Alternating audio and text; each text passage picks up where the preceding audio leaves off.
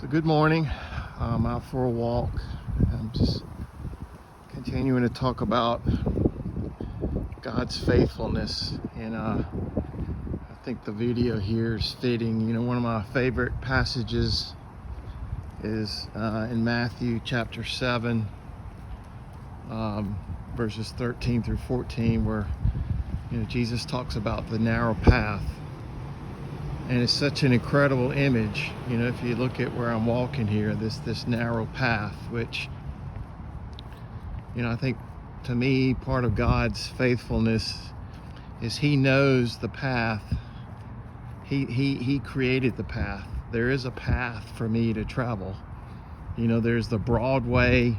So that verse contrasts the broad way with the narrow path, and it talks about many choose the broad way because it's easy. There's a gate, and it leads to the broad way, and the wide gate, and it's easy to go that way, and a lot of people do. But the narrow path, it's hard, and very few find it. But when you find the narrow path, it's not necessarily easy to stay on that narrow path. But God's faithfulness is that He stays with us on the narrow path of life.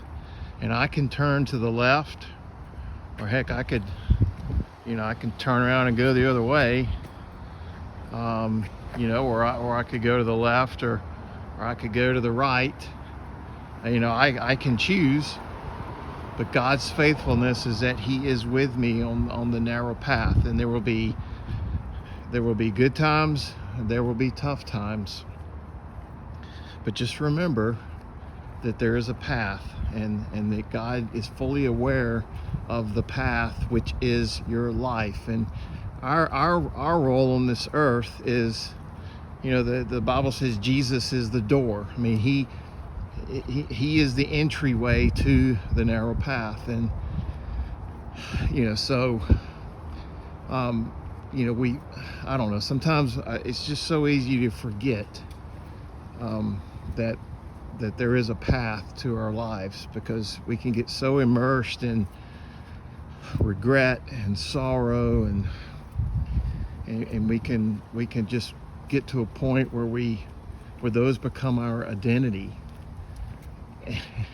And we forget that we are on a path, that God travels with us on the path, and that is His faithfulness. So I hope you have a good day, and just remember, there's a path for your life, and God is with you. All right, take care. Bye-bye.